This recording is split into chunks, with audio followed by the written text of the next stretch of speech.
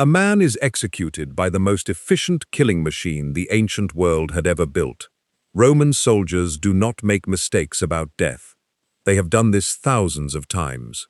They know exactly how long a body can hang on a cross before the lungs collapse and the heart gives out. And to make absolutely sure, one of them drives a spear into his side, and what comes out is blood and water, the unmistakable sign of a heart that has already stopped. They wrap the body. They seal it behind a stone that takes several men to move. They post a guard because the religious leaders are terrified that someone might fake what is about to happen next. And 3 days later, that tomb is empty, and within weeks, the city of Jerusalem is in chaos because hundreds of people are saying they saw him walking, eating, talking, breathing. That is the claim. And for 2,000 years, people have tried to make it disappear. Here is what is interesting. Most skeptics do not actually argue that nothing happened on that weekend. They cannot. There is too much evidence that something happened. What they argue instead is that the something can be explained another way. A myth that grew over decades. A group of grieving people who hallucinated together. A body that was stolen and hidden. A story that was exaggerated until it became unrecognizable from whatever small kernel of truth started it. And those explanations sound reasonable until you actually walk through the evidence piece by piece. Because when you do, you find that the alternative explanations do not just struggle against one or two facts. They collapse against all of them at the same time, like a structure that cannot bear weight from any direction. We are going to walk through 7 pieces of evidence, not arguments from emotion, not appeals to faith alone, but the kind of evidence a historian would use to evaluate any claim from the ancient world. And we are going to see why these 7 pieces, taken together, have never had a satisfying answer from anyone who denies the resurrection happened.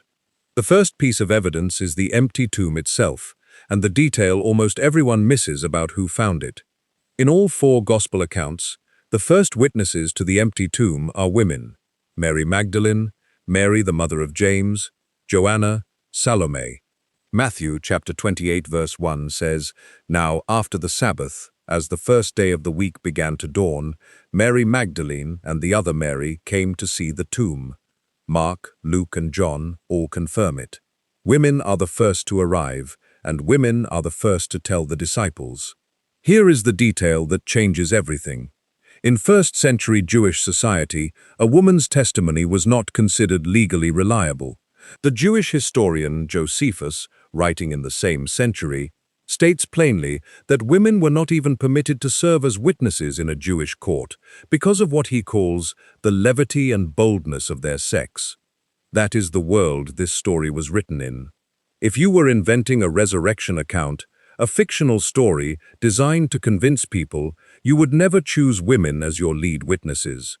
You would invent male witnesses, because male testimony is what would actually hold up.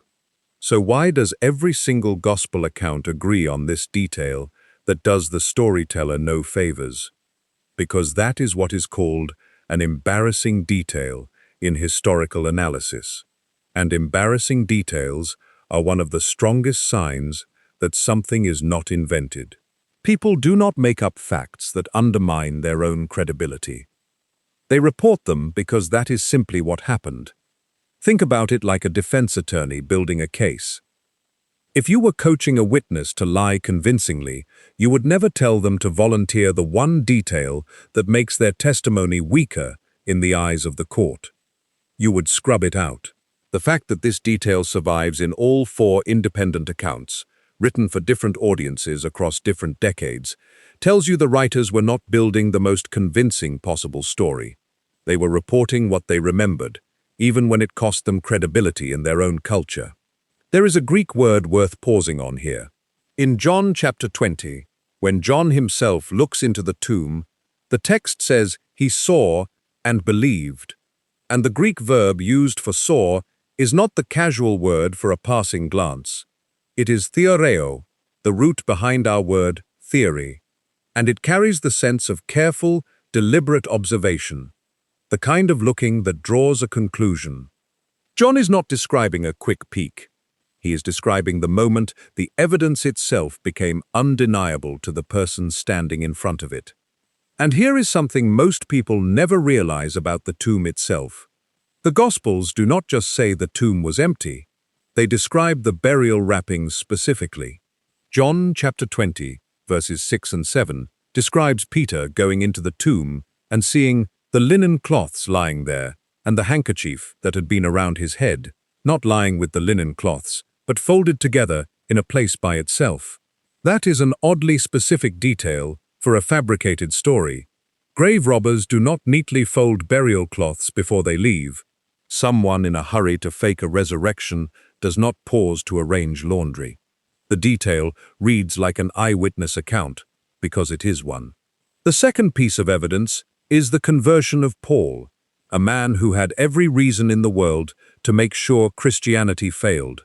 Before he became one of the most influential figures in church history, Paul was named Saul, and Saul was not a curious bystander.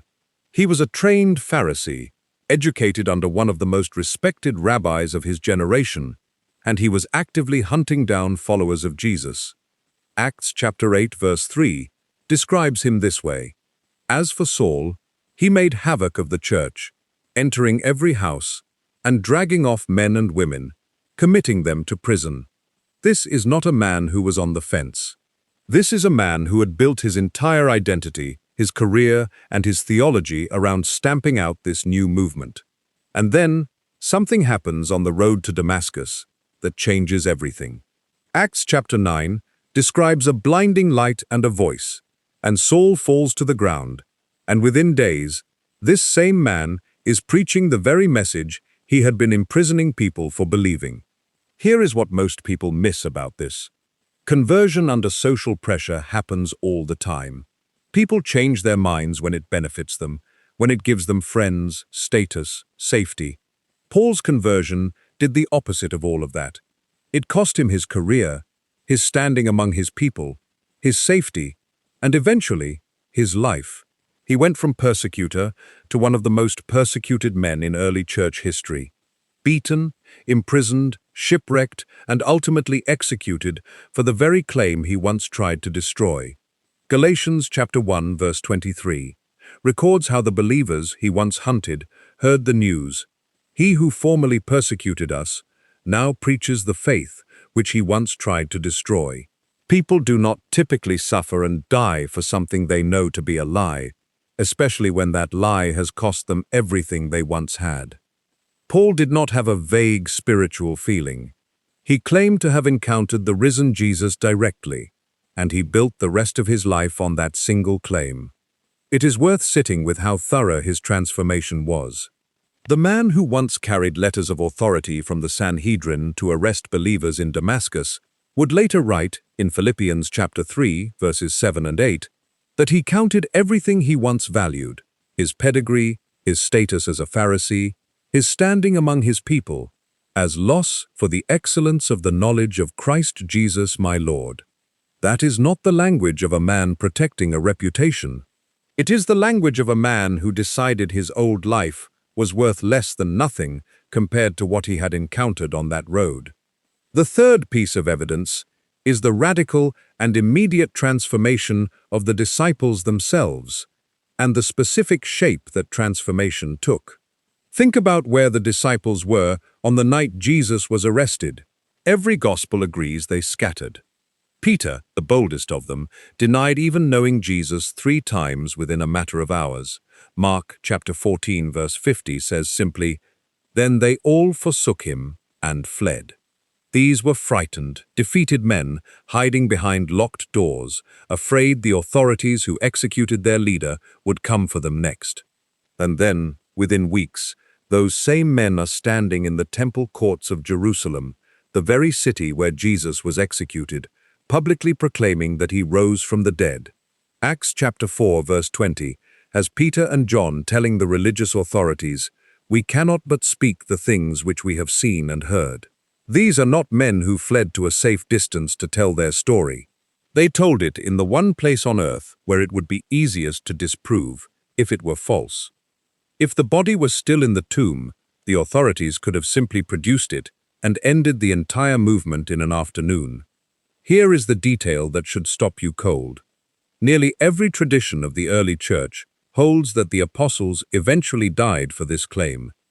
Peter crucified, tradition says upside down, at his own request, because he did not consider himself worthy to die the same way as his Lord. James, the brother of Jesus himself, who once doubted his brother's mission, stoned to death in Jerusalem for proclaiming him as Messiah, according to the historian Josephus, who records this event independent of any Christian source. Now, people die for false beliefs all the time when they sincerely believe those beliefs are true. But the apostles were not in a position to merely believe something false. They claimed to be eyewitnesses. They said, "We have seen him." Men will die for what they believe is true. It is far rarer, almost unheard of, for a group of men to maintain under threat of death that they personally witnessed something when they knew firsthand that they had fabricated it. Think about a stone dropped into still water. The moment it breaks the surface, rings begin to spread outward, each one weaker than the last, until the water goes still again. That is how a lie typically behaves under pressure. It loses energy. People recant when the cost gets high enough. But this movement did the opposite. The pressure increased for 3 centuries, through periodic but brutal waves of persecution under emperors like Nero and Domitian, and the rings did not fade. They spread wider. Whatever was at the center of that story was generating its own energy, not borrowing it from wishful thinking. Quick word before we continue. Everything you are hearing represents hours of research into the historical record and the biblical text. If this kind of study matters to you, consider subscribing so you do not miss what comes next. The 4th piece of evidence is the resurrection appearances themselves, and specifically how many people claim to have seen Jesus, and under what conditions.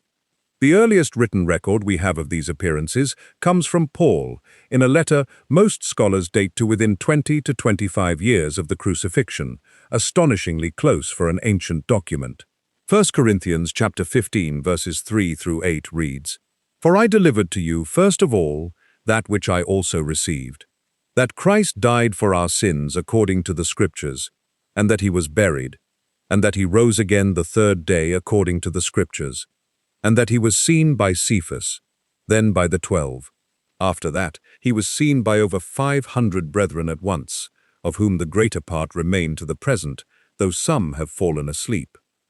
Here is what most people miss about this passage. Paul is not simply telling a story. He is listing witnesses the way you would in a legal proceeding, and he specifically notes that most of them were still alive at the time of writing, which means he is inviting his readers to go check. You do not include a detail like that if you are worried about being caught in a lie. It is the ancient equivalent of saying, "Don't believe me? Ask them yourself. Here is where to find them." And the variety of the appearances matters. Jesus is reported appearing to individuals, like Mary Magdalene in John chapter 20, to small groups, like the 2 disciples on the road to Emmaus in Luke chapter 24, to the 11 remaining apostles together, and to a crowd of more than 500 people at once. Group hallucinations, the explanation often proposed by skeptics, do not work this way. Hallucinations are private experiences generated by an individual mind. There is no documented case in psychological literature of 500 separate people simultaneously sharing the exact same detailed hallucination, complete with conversation, touch, and shared meals. Luke chapter 24 verse 43 even records Jesus eating a piece of fish in front of the disciples, specifically to demonstrate he was not a ghost or a vision. The appearances were designed, in the text itself, to rule out exactly the explanation modern skeptics reach for. It would be like organizing someone's emails by word count instead of by date. The hallucination theory tries to use a category of evidence, individual psychological experience, to explain a category of fact it was never built to explain: shared, physical, repeated group experience. The two simply do not fit together, no matter how you force them. The 5th piece of evidence is the explosive and immediate growth of the Christian movement in the very city where the events took place. among people who had every reason to be skeptical. This is something most people never stop to consider. Christianity did not begin in some distant region, decades later, among people who had no way to verify the claims. It began in Jerusalem, within weeks of the crucifixion, among the very population who had witnessed the public execution. Acts chapter 2 describes Peter's sermon on the day of Pentecost, just 50 days after the crucifixion, and verse 41 says, "Then those who gladly received his word were baptized, and that day about 3,000 souls were added to them." 3,000 people, in the city where Jesus had just been crucified as a criminal, converting to follow him as the resurrected Messiah within 50 days. Think about how that movement would have to convince people. It could not rely on distance or time to obscure the facts. Anyone in that crowd could walk to the tomb. Anyone could ask a Roman soldier what happened to the body. Anyone could question family members of the disciples. The claim was being made in the most hostile possible environment for a lie to survive, right in front of the people most equipped to disprove it. And it grew anyway. And here is the detail that should stop you cold. The early Jewish believers did not simply add Jesus to their existing religious practice. They began worshipping on Sunday instead of the Sabbath, in direct departure from a Sabbath observance going back over 1,000 years. They began identifying a crucified man, the most shameful death imaginable in the Roman world, as their divine Messiah and King, which contradicted Jewish expectations about what the Messiah would do and look like. These are not small adjustments. These are seismic shifts in deeply held identity, and they happened almost overnight among people steeped in centuries of tradition. Something powerful enough to cause that kind of immediate transformation requires an explanation, and they made up a story does not adequately account for why thousands of people in the most skeptical possible position would have believed it. There is a Hebrew concept that helps explain just how seismic this shift was. The word for the coming Messiah carried with it centuries of expectation, a king in the line of David who would conquer, restore the throne, and free the nation from oppression. Crucifixion was the opposite of that picture in every conceivable way. It was Rome's tool for criminals and rebels, designed to humiliate. For Jewish believers, to look at a man who died that way and call him Mashiach, the Anointed One, was not a small theological adjustment. It required reinterpreting their entire framework for what victory even looked like. And they did it within weeks of watching it happen. If you are finding these connections compelling, take a second and share this with someone who loves digging into questions like this one. That is how more people find this channel. The sixth piece of evidence is what historians call the criterion of multiple, independent attestation, and it applies directly to the resurrection accounts. When historians evaluate whether an ancient event likely occurred, one of the strongest indicators is whether multiple independent sources, written by different people in different places for different audiences, all report the same core event. The resurrection passes this test in a way few ancient claims do. We have the accounts of Matthew, Mark, Luke, and John, 4 separate documents with distinct vocabulary, audiences, and theological emphases. We have Paul's letters written independently, some of which predate the Gospels in their written form. We have the Book of Acts. We have brief, almost passing references to the movement and its founder from non-Christian historians like Josephus and the Roman historian Tacitus, who mentions Christ being executed under Pontius Pilate, and the movement that emerged afterward, in his work known as the Annals.